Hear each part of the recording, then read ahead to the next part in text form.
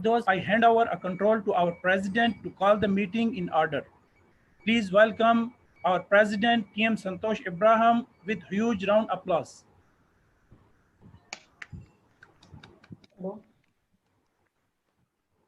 Thank you, Toastmasters Wasim or Surgeon at Arms, and welcome all of you to the 39th meeting of the Bahrain IT Professionals Toastmasters Club, and hereby call the 39th meeting of the BITP Toastmasters to order. It's a privilege one more time that we are here meeting again virtually when the physical meetings are not possible. Well, before something great happens, everything falls apart.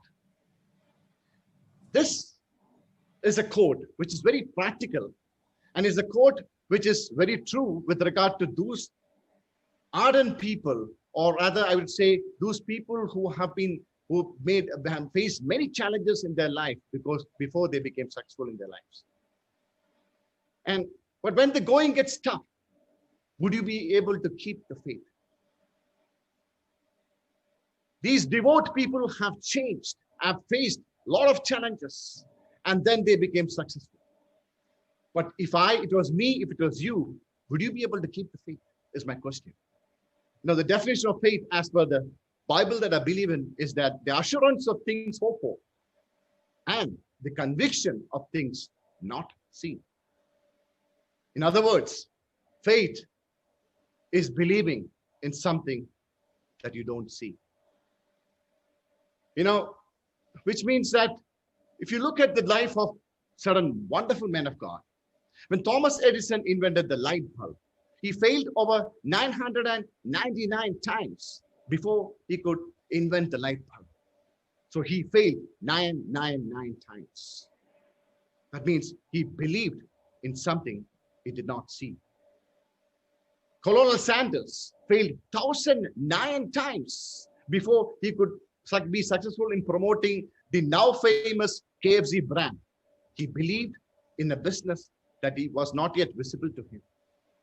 There was this young man who did law in his studies. Later he moved into politics.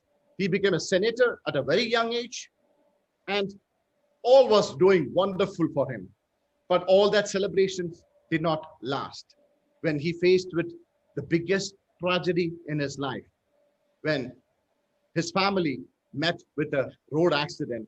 And in that accident, he lost his beautiful wife and his baby daughter. From having everything, in a matter of minutes, he went from having everything to losing what he considered most important. He became a single dad who had to take care of his seriously ill two young sons. It is at this lowest point of his time that he considered suicide. But he didn't want to give up and die because he considered the life of his two sons who have lost their mother, and he was the only hope for them. So he had to live and he had to fight, and he didn't want to give up. He wanted to do his best. So he traveled 4 hours on train to get back from work, just to read on stories or bedtime stories for the kids, and to have breakfast for them in the morning. 4 hours by train, he just drove up just for the sake. He traveled just for the sake of spending some time with his children. And after all this, after several years, again, tragedy struck him. To add more tragedies to his life, he lost one of his sons at the age of 46 to brain cancer.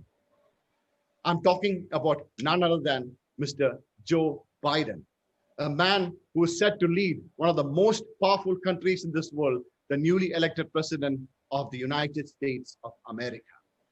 But how did he deal with these tragedies and still manage to keep his faith? If you ask Mr. Joe Biden, he would say, faith sees best in the dark. Faith sees best in the dark.